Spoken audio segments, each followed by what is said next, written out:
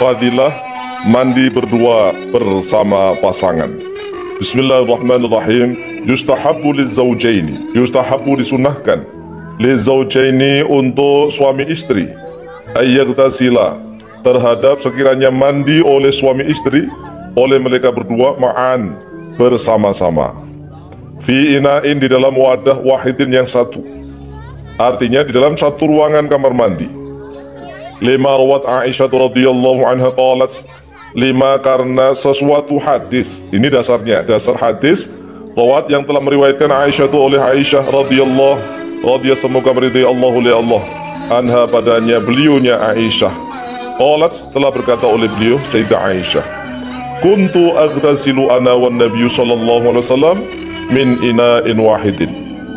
Kuntu ada oleh saya, kata Sayyidah Aisyah, aghtasilu yaitu mandi oleh saya, ana yaitu saya sendiri, wan nabiyyu dan beserta Nabi sallallahu alaihi wasallam, sallallahu semoga melimpahkan rahmatul ta'zim Allahu li Allah alaihi kepada Nabi wasallama dan semoga memberikan kesejahteraan oleh Allah kepada Nabi, min ina'in wahidin dari wadah wahidin yang satu. Takhtalifu aidina, takhtalifu saling bersilangan, aidina oleh tangan-tangan kami, kata Sayyidah Aisyah, fihi di dalam wadah, minal janabati dari sebab jinabat. Akhraja telah mengeluarkan pada hadis Al-Bukhari oleh Imam Bukhari nomor hadis 263, wa Muslimun dan oleh Imam Muslim nomor hadis 321. Jadi inilah tuntunannya Rasulullah SAW. Sunnah bagi suami istri itu hendaklah mandi bersama-sama. Bersama-sama dalam keadaan telanjang ya iya. Jangan sampai tatkala pacaran saja mandi di kolam renang mesranya, masya Allah, naudzubillah min dzalik, itu kan pacaran kan haram. Kemudian pengantin baru mandinya bersama-sama, selalu basah diperlihatkan di mana-mana pamer. Kemudian punya anak satu mulai berubah, punya anak dua mulai menjauh dan seterusnya. Padahal menjaga, memelihara keutuhan rumah tangga itu setelah punya anak banyak itu lebih berat daripada mencari, awal-awal mencari. Oleh sebab itulah, rawatlah, jagalah kemesraan, keharmonisan dalam rumah tangga, terutama hendaklah senantiasa tidurnya bareng, satu selimut dalam satu selimut, keduanya dalam keadaan telanjang, tidak pakai apa-apa. Kemudian keduanya apabila telah melakukan jima misalnya, maka hendaklah mandi bareng-bareng satu kamar, saling gosok-gosokan, ya saling dan seterusnya. Kalau seandainya misalnya di kamar mandi mau ngulangi lagi ya silahkan, toh suami istri. Boleh, siapa yang melarang? Oleh sebab itu ya, pergunakanlah kesempatan dan tempat ya. Tempat dan kesempatan itu yang berbeda-beda, sehingga nuansanya itu ya berbeda-beda, tidak monoton.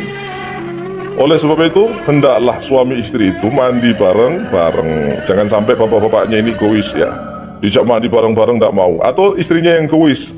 Tapi biasanya itu kalau seorang istri sudah punya suami, biasanya ya ingin menjaga keutuhan rumah tangganya biasanya. Tapi juga banyak juga istri yang di luar biasa. Istri yang luar biasa itu yaitu mencari-cari alasan untuk menjauh dari sang suami, juga ada. Dan itu faktornya banyak sekali, tidak bisa langsung kita menyalahkan salah satu pihak. Karena kadang-kadang di dalam rumah tangga itu sudah ada kasus, ada masalah sebelum masalah itu ada dalam pernikahan. Karena memang awalnya mungkin tidak saling mencintai dan seterusnya. Oleh sebab itulah, tatkala rumah tangga itu hendaklah sebelum menikah benar-benar niat ibadah lillahi ta'ala. Dan memang juga harus ada rasa cinta. Karena kalau tidak ada rasa cinta ya berat untuk membina rumah tangga. Tetapi tidak harus pacaran. Makanya khidbah di dalam Islam itu disunahkan khidbah, saling melihat wajah, ya kemudian body dan seterusnya, dan juga mengetahui karakter masing-masing. Itulah di dalam Islam khidbah, tetapi tidak pacaran ya, tidak pacaran. Warawat Ummu Salamah radhiyallahu anha dan telah meriwayatkan oleh Sayyidah Ummu Salamah. Kalau tadi yang meriwayatkan adalah Sayyidah Aisyah, kalau yang ini yang meriwayatkan adalah Sayyidah Ummu Salamah radhiyallahu anha. Karena ada oleh Sayyidah Ummu Salamah, dia Sayyidah Ummu Salamah, wa Rasulullah sallallahu alaihi wasallam dan beserta Rasulullah sallallahu alaihi wasallam, yaghtasilani yaitu mandi oleh keduanya, Sayyidah Ummu Salamah dan Rasulullah sallallahu alaihi wasallam, min ina'in dari wadah wahidin yang satu. Wa kana dan ada oleh Rasulullah sallallahu alaihi wasallam, yuqabbilu yaitu mencium oleh beliau Rasulullah pada Sayyidah Salamah, Ummu Salamah. Wahwa bermula dalam keadaan beliau Nabi Rasulullah SAW shaimun yaitu puasa. Jadi ini riwayat juga Imam Bukhari Muslim. Akhrajah telah meriwayatkan pada hadis Al-Bukhari oleh Imam Bukhari nomor hadis 322, wa Muslimun dan oleh Imam Muslim nomor hadis 296. Ini seolah-olah ya para istri Rasulullah SAW itu ya saingan biasalah, saingan kemesraan, saling menceritakan kemesraan mereka masing-masing. Sayyidah Aisyah menceritakan kepada para sahabat, aku pernah mandi dengan Rasulullah SAW dalam satu wadah. Tangan kami saling bersilangan menggapai gayung atau menggapai wadah. Dari mana ya? Dari jinabat, artinya ya telah selesai lah. Kemudian kemesraan itu lanjut di kamar mandi. Dan tidak mau ketinggalan, istri beliau Ummu Salamah, yaitu Hindun binti Abi Umayyah. Ummu Salamah itu namanya Hindun binti Abi Umayyah, juga menceritakan, aku juga pernah, bahkan sering gitu kan, sama-sama sering. Oleh sebab itulah para ulama memberikan kesimpulan bahwa Rasulullah SAW senantiasa mandi dengan para istri.